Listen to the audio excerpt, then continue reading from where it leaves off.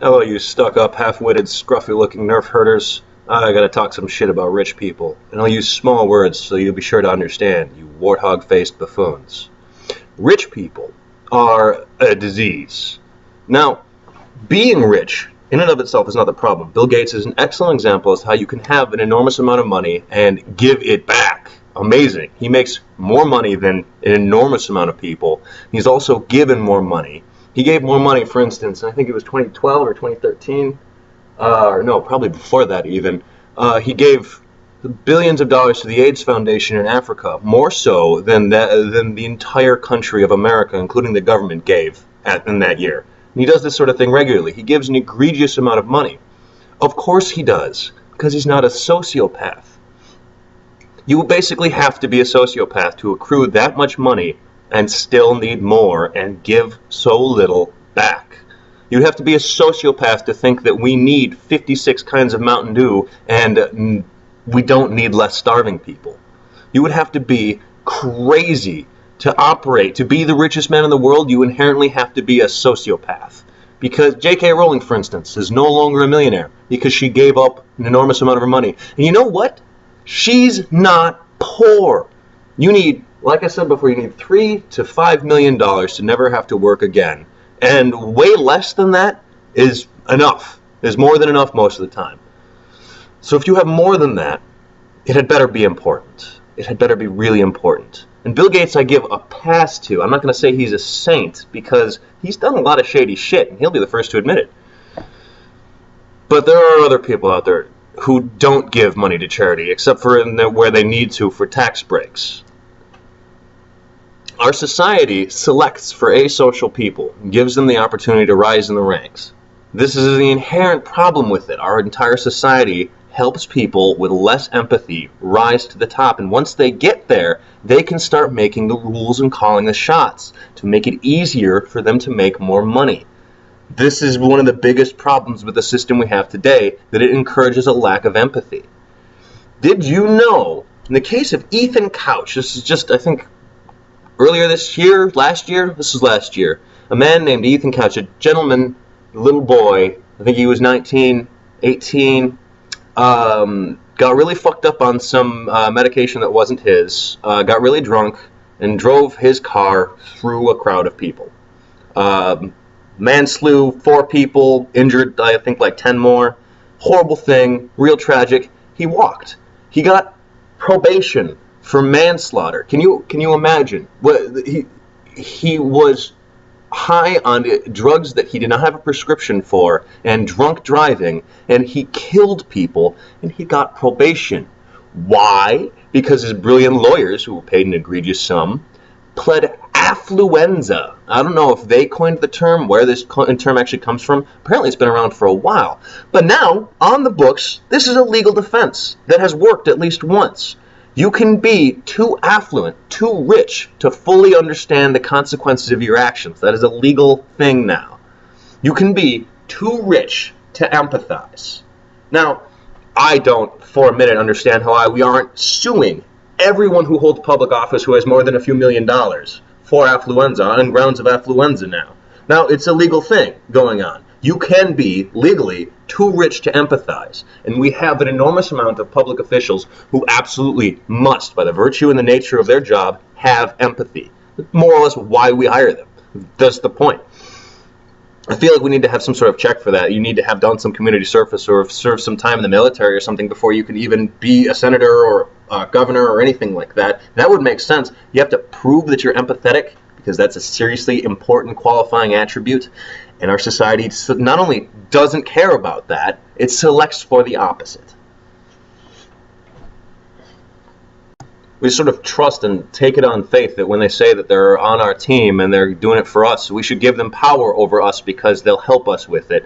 That's obviously a glaring conflict of interest. They need to prove that, because I don't believe you.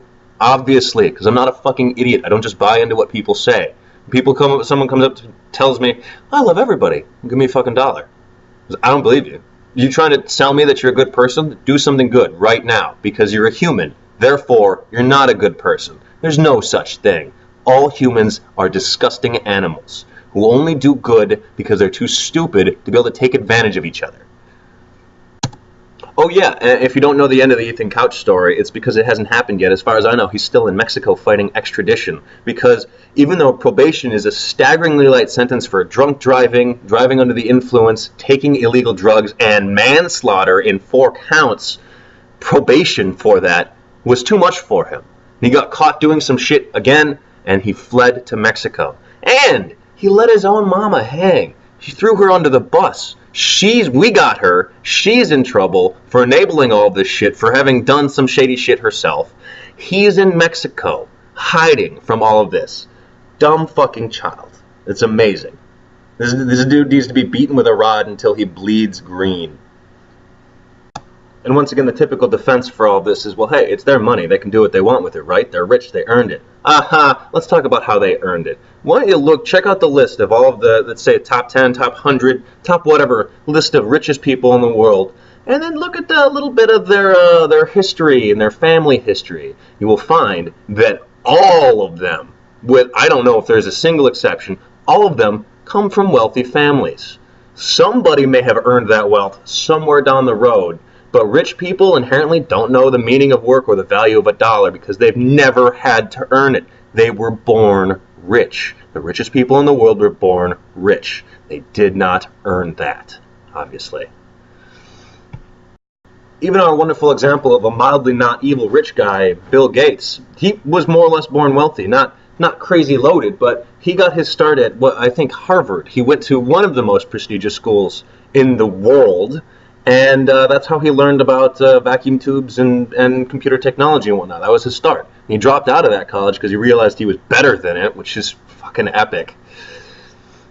He had enough money to go there.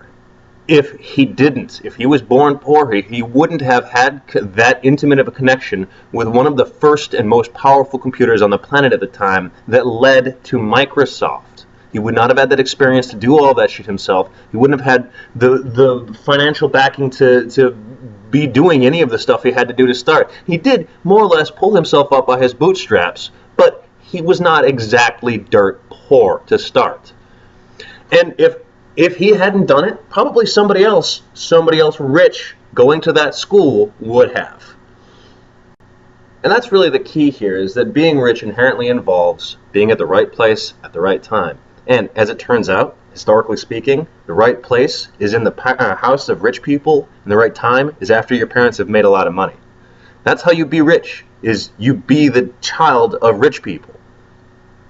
And there are plenty of examples of people who spent the first 5-10 years of their lives without shoes, who've gone on to become millionaires. This does happen. It's actually really majestic when it does. But it's usually, with very few exceptions, it's athletes, actors, musicians, artists who have dedicated their time to a craft and have gotten the sway of the populace. People who earn the populace's favor, they can make money too. Except for, that's crazy not easy, also involves an enormous amount of luck. And those people, when they do reach these heights of richness, they often end up giving back, in as many cases as not, unlike the richest people on the planet who don't give back. Because they know what it's like to be poor. Because they had to work their asses off to get even that meager amount. If you started with no shoes and now you have a couple of $1 million, you probably did earn that, at least to some extent. Your hard work matched perfectly with your reasonably good idea and your luck. It paid off. And now you know the meaning of hard work. And we see it all the time. Athletes come on TV and talk to us about hunting rhinos. You shouldn't do it. Whenever a celebrity of any kind, an actor especially, throws an enormous amount of money at some charity or starts being a social activist, they start getting on YouTube and talking about things that are important. They start throwing their weight around and throwing their money around to actually try and accomplish something. I respect that in a big way. I don't respect how a whole ton of actors, I'm looking at you like everybody over 60 who's still acting, a whole ton of actors don't do this under this self-entitled notion that they've earned it so nobody else has. You know, a lot of those people never got the opportunity to earn it like you did. And you would never have earned it if it weren't for your big break. Your hard work would not have mattered in the face of how little luck you can have. More to the point, the people who do manage to start with no shoes and work up to rich, they aren't rich compared to the richest people. They are dirt poor compared to the richest people. George Clooney has no fucking money at all compared to, say, George Soros. And what's actually even spectacular is that so much of the time when you see rich people giving huge amounts of money to charity, you should probably actually be suspect of that, because we know now that an enormous amount of charities are complete bullshit.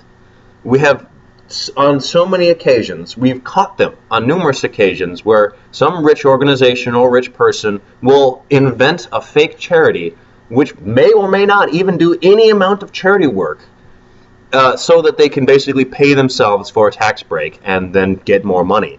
This is so staggeringly insane. When you're rich, you're nuts. Power corrupts. Absolute power corrupts, absolutely. Money is the root of all evil. You guys, this is not news. Having money isn't the problem. Not spending it on people is the problem. And our rich people don't do that. If they did, we would not have the world we live in today.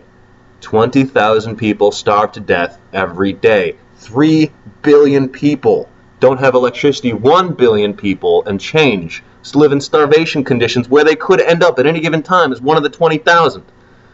That could be solved in a matter of years, months maybe, in a decade easily, if the top 10 richest people on the planet gave up a meager amount of their money. Then they would have to just throw it at it to create some infrastructure with no expectation of money back. Oh, how irrational of them! That would save lives and lose the money! That's crazy talk! We don't want to lose money! What the fuck else are you going to spend it on? Another Porsche? How many fucking Porsches do you need? Here, newsflash, none! The world is absolutely disgusting, and we continue to enable it. So, the world is just beyond any amount of fucking... We're so far up shit creek. We're a nuclear fire. Nuclear fire is the answer to this problem. Have a wonderful evening, you poor dumb bastards. I hope you die in a fire. Nuclear fire. Bring it. Come on, nuclear fire. Everybody, just put it on the table. Can we talk? Can we put nuclear fire on the table? We're talking about what we're going to do in the future. This is just not rule out, kill us all. It might be for the best. Seriously. Just weigh that, all right? Toodles.